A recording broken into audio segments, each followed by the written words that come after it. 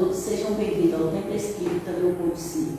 Hoje nós temos o prazer de receber o Gênio, falar para a gente, e é com grande prazer que nós recebemos os nossos irmãos desencarnados e encarnados que aqui se encontram.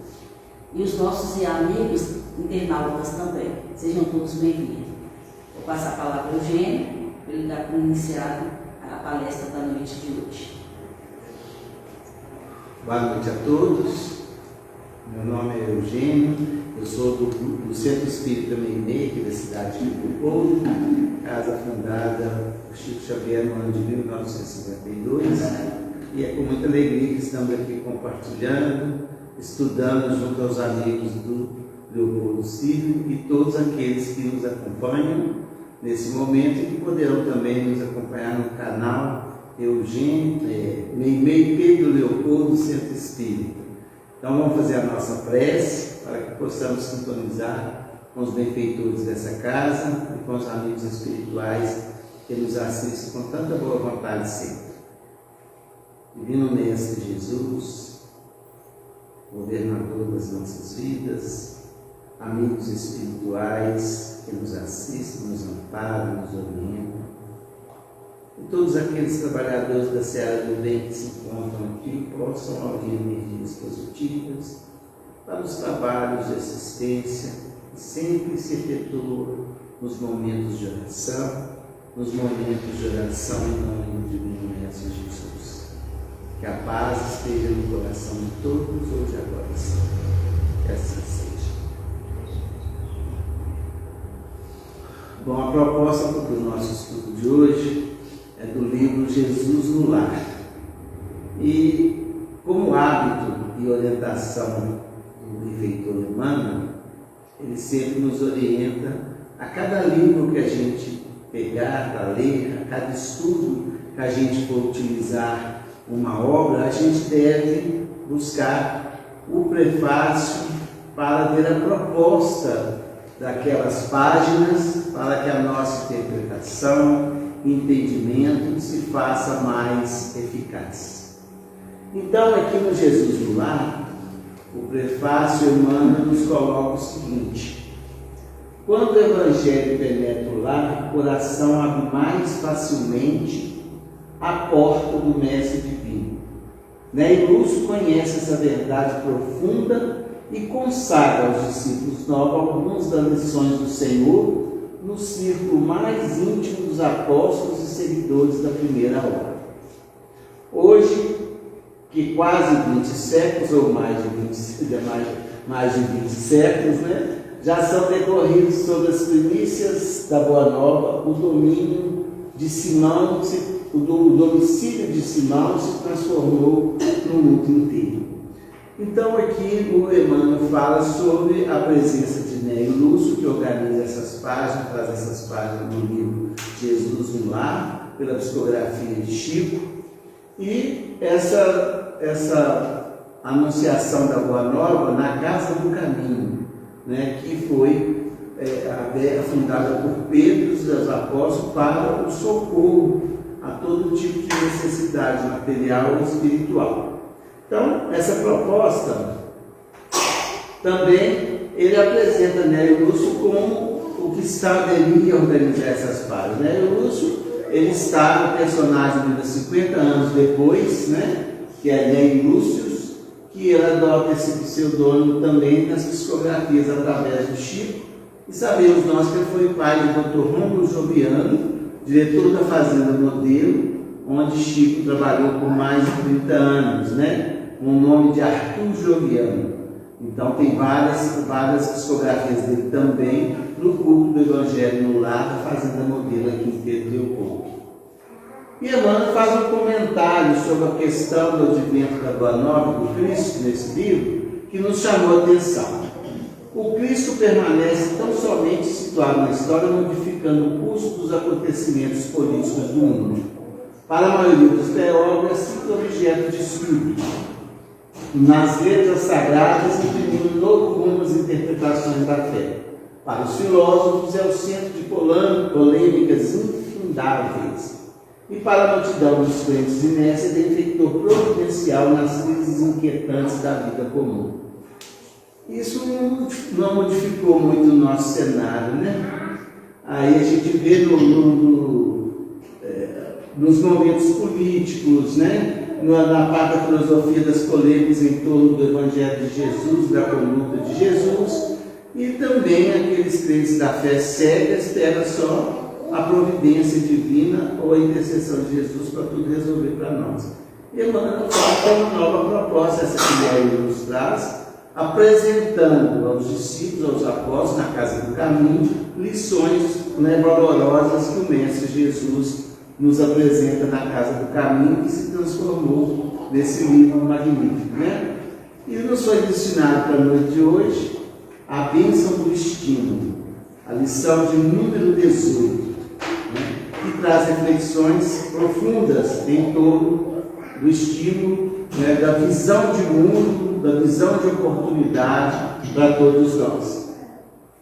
E essa passagem ela se dá com André e Felipe, né? Eles dois que começam a conversação que originou essa explicação, né, na linguagem de Neio Lúcio sobre o estímulo. André foi um dos primeiros apóstolos a serem convocados, né, por Jesus.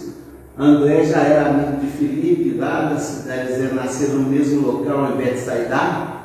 Então, ele que leva Filipe também para os trabalhos do Mestre, e André também que apresenta Pedro, né, que seria o líder deles depois da partida de Jesus. Então, André tem um envolvimento, né, muito direto com o Evangelho. Cada um, se a gente for estudar na casa do caminho, onde Paulo narra, né, as atividades, a gente vê que cada um tinha a sua personalidade, né, tinha as suas resenhas para resolver, e cada um tinha uma visão, uma interpretação, uma busca do Evangelho, apesar de serem trabalhadores. A gente, né, eles assimilaram com mais rapidez as mensagens de Jesus dentro dos seus questionamentos, dentro dos seus trabalhos. Então nós temos essas duas figuras.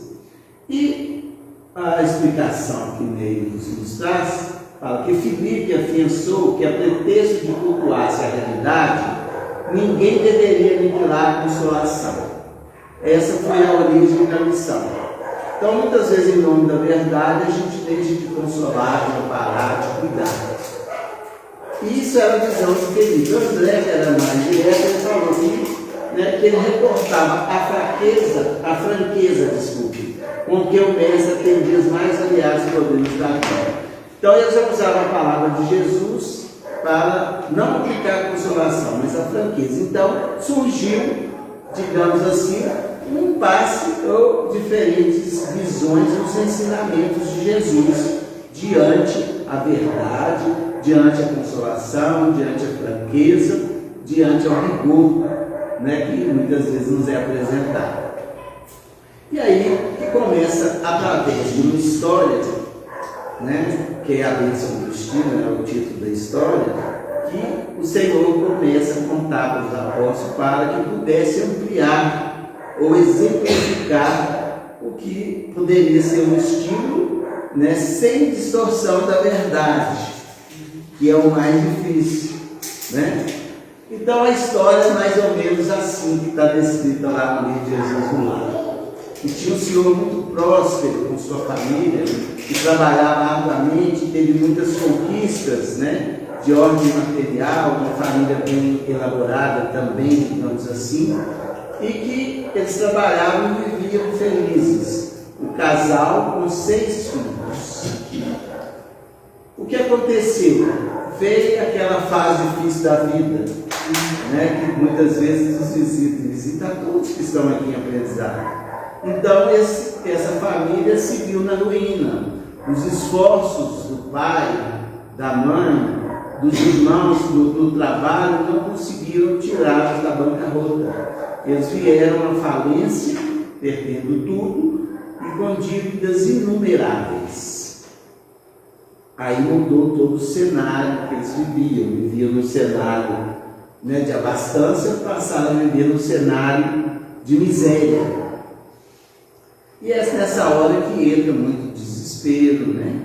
Que entra muito o abandono, enfim, é a hora da dificuldade. E com essa morte com essa situação da ruína, o pai dessa família veio a desencarnar. Deixou a viúva com 6 filhos, em situação muito precária e difícil.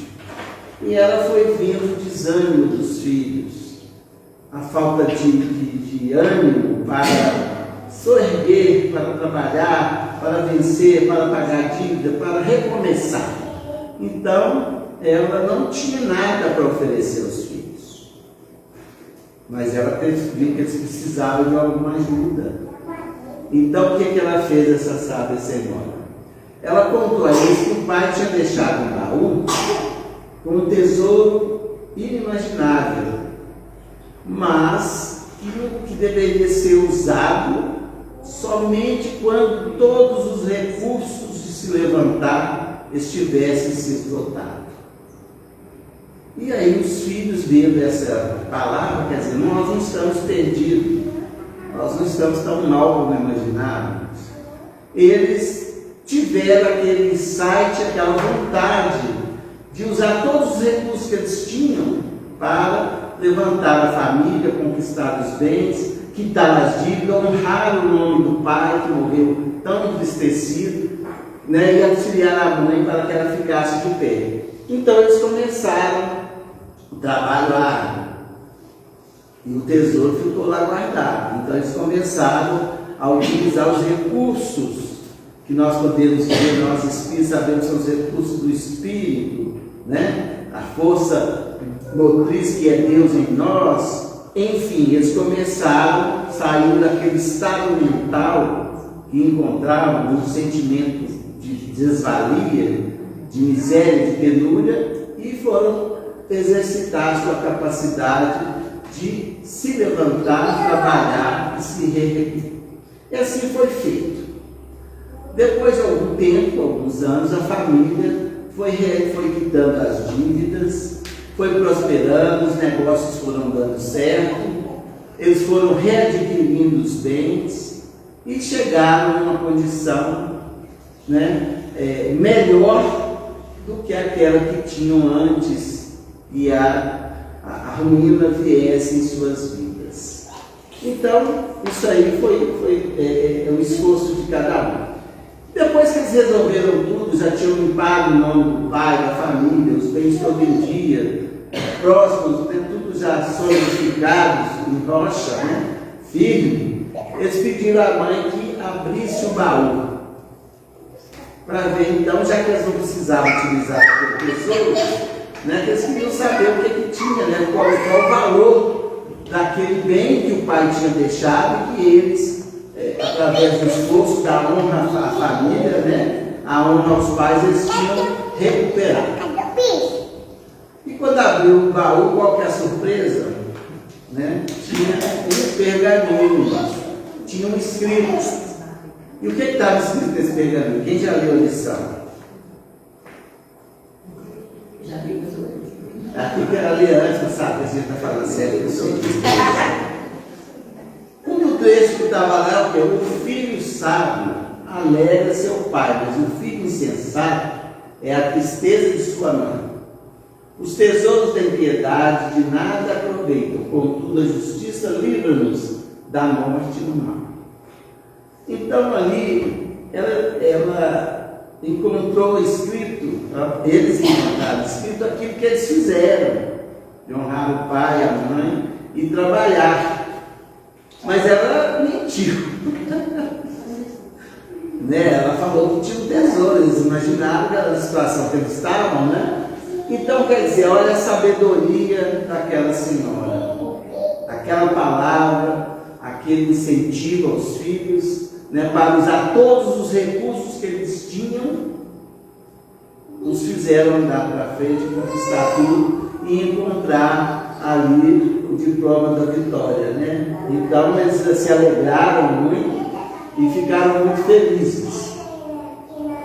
E Lúcio, através do Senhor, né, faz o questionamento, já dando a lição para André, né, que estava na franqueza. Ela falou assim: nós estamos na ruína mesmo, tem saída, talvez teriam morrido todo mundo.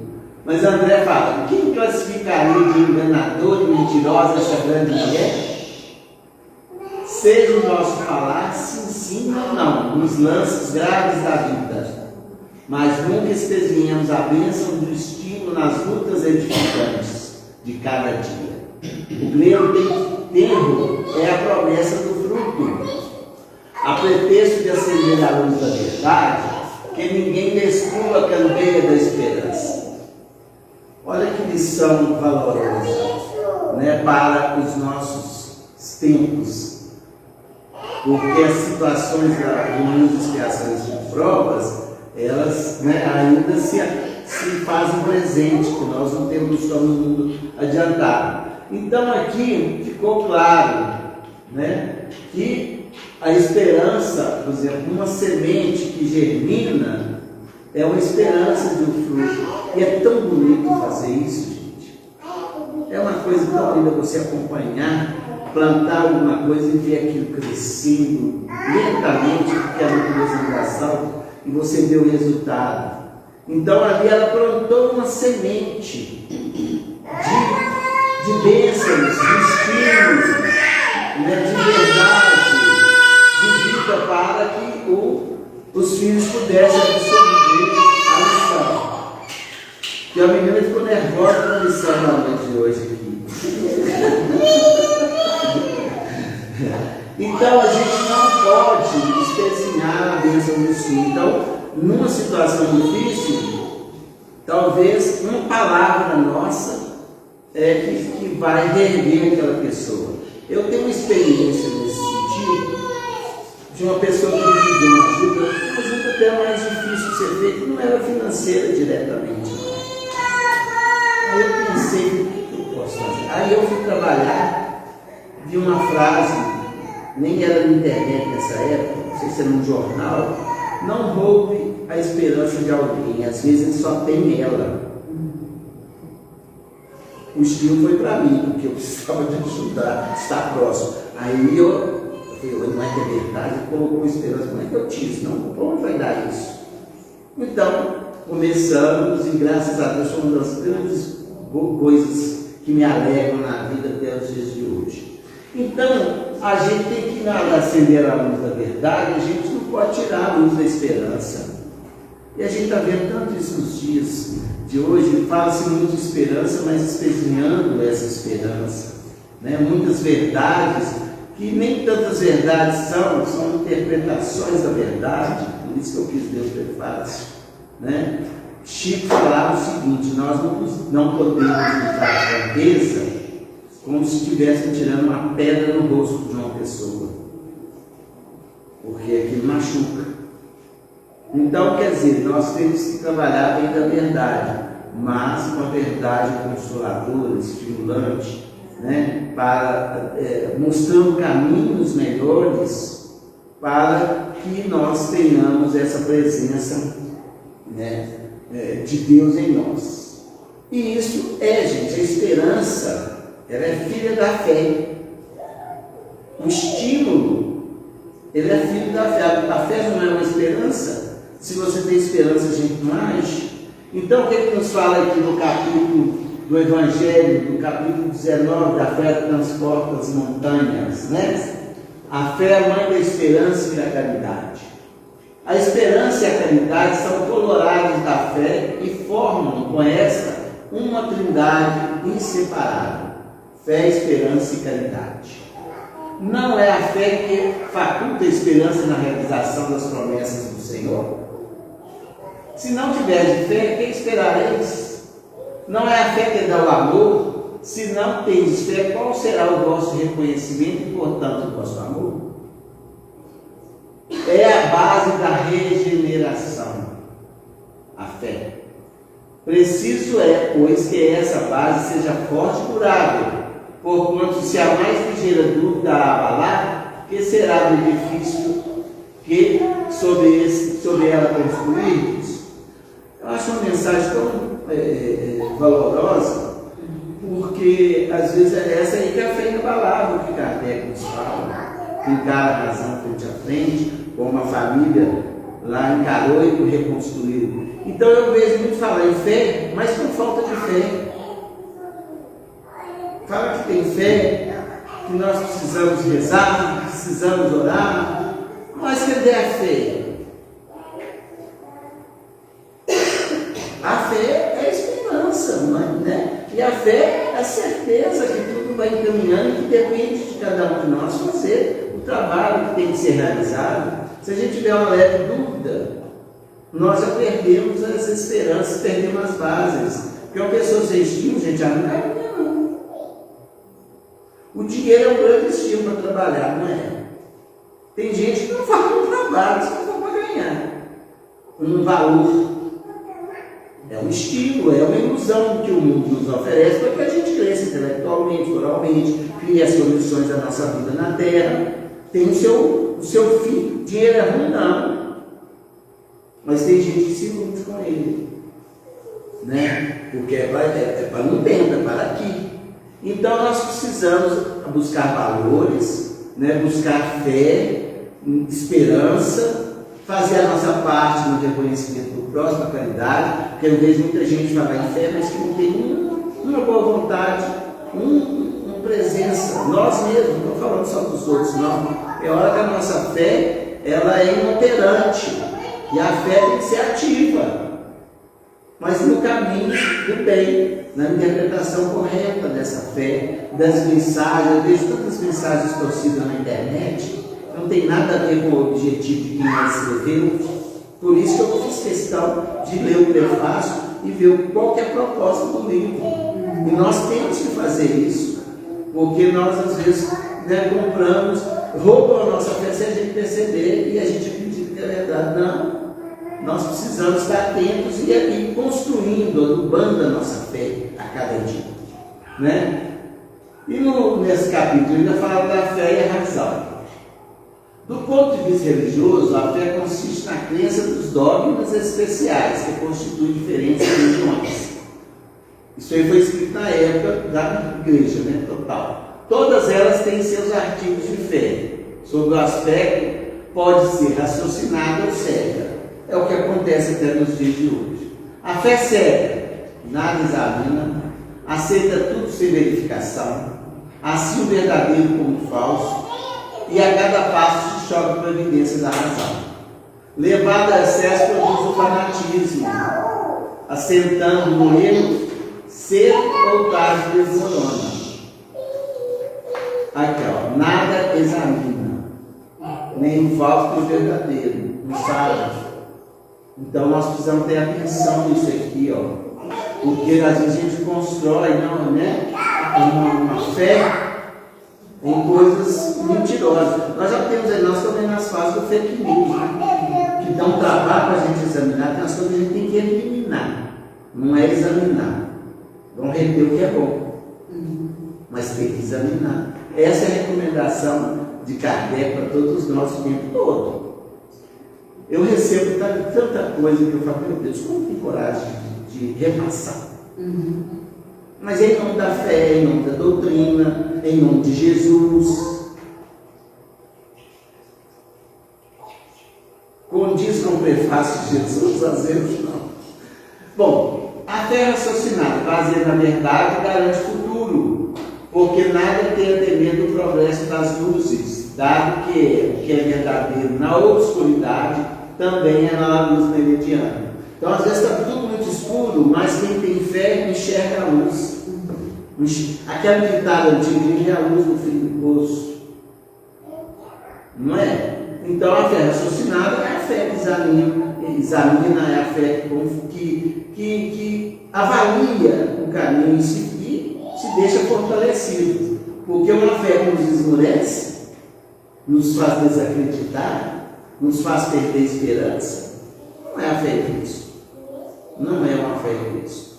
Então a gente tem que saber que fé que nós estamos construindo, porque fé não é uma coisa que se prescreve, ela se constrói. Por isso que ela é raciocinada.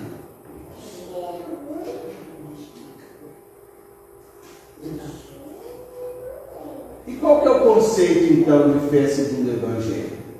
Entende-se como fé a confiança que se tem no cumprimento de uma coisa na certeza de atingir um objetivo. Ela dá espécie de lucidez que faz ver pelo pensamento os fins que ela tem em vista e os meios para atingi-los, de modo que quem a possui caminha, por assim dizer, com total segurança. Num como no outro caso, ela leva a realizar grandes coisas. Essa é a observação de Santo Agostinho, está lá no Evangelho. Então, é uma segurança no cumprimento, né, que as coisas irão acontecer. Então, nós precisamos ter essa fé, né, segura, iluminada, esperançosa, confiante, irradiante, não é? Porque senão a gente cai numa faixa muito negativa. Eu vejo muitas pessoas falando, porque esse período, como está a vibração do planeta, gente, eu poderia. Se a gente quiser buscar essa vibração, você busca todo dia, ela até nos visita. Se eu armazenar, ela fica. Então não é que eu estou falando assim de uma perfeição, não, é de esforço. E nem sempre a gente consegue, mas o esforço é que nos faz chegar a algum lugar. Então a gente não tem que se envolver, né, em vibrações negativas contrárias, porque não é uma comunhão de pensamento e de sentimentos. Então a fé, ela nos dá uma segurança. Então a gente precisa, então estamos precisando trabalhar bem a fé em nós mesmos, para a nossa caminhada mais segura. E eu acho essa lição uma das mais belas do Evangelho, a árvore da vida. Sempre que o estudo nos permite, eu gosto de lembrar, porque é muito bonito essa elucidação, esse estímulo que nós recebemos do Evangelho. É que há embarcadores do pão da vida, como usado o pão material. Não sejais o número deles. A árvore que dá bons frutos tem que dar para todos. E depois procurar os que estão famintos, levai para debaixo da fronte da árvore e partilhai com eles o abrigo que ela oferece. Não se colhe uva nos espinheiros. Meus irmãos, afastai-vos do que vos chamam para vos apresentar as sarças do caminho. Segui os que vos conduzem à sombra da árvore da vida. O otimismo, procurar as pessoas que estão com fé, né? Porque apresentar para a gente o contrário, nós encontramos muita gente. Aquela senhora poderia ter apresentado os filhos uma vida penosa, ruim. Não, ela apresentou oportunidade, ela apresentou caminhos com uma frase apenas. Nós estamos seguros. E então é um momento que a gente tem essas sarças, né?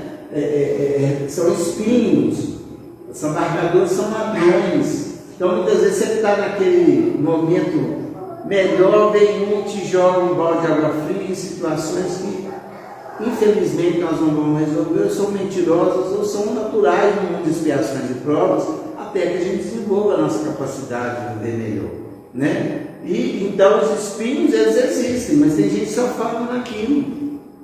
É o pessimista, né? Não é o otimista fora da realidade, mas é o que tem fé, é o que tem confiança, que tem segurança, né?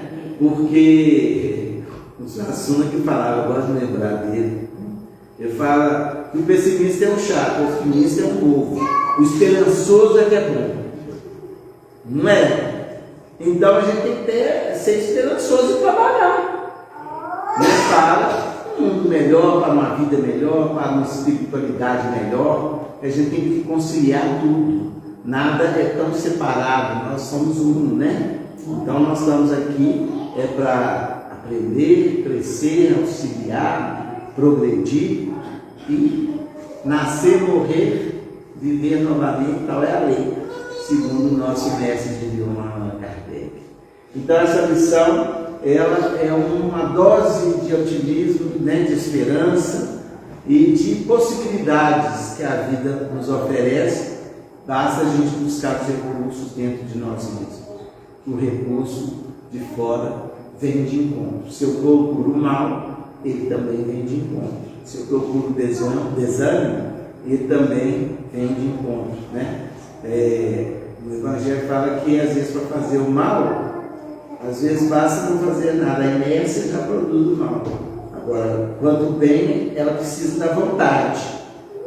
Então vamos caminhando com Jesus e esperando sempre dias melhores, apesar de, né? Que Jesus nos abençoe, nos fortaleça e nos possibilite guardar essa lição tão bonita que Leia Luz nos apresenta, como a bênção do destino. Que Jesus nos abençoe hoje sempre.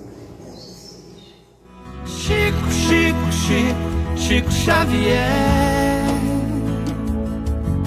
Chico, Chico, Chico, homem de fé. Chico, Chico, Chico, Chico Xavier.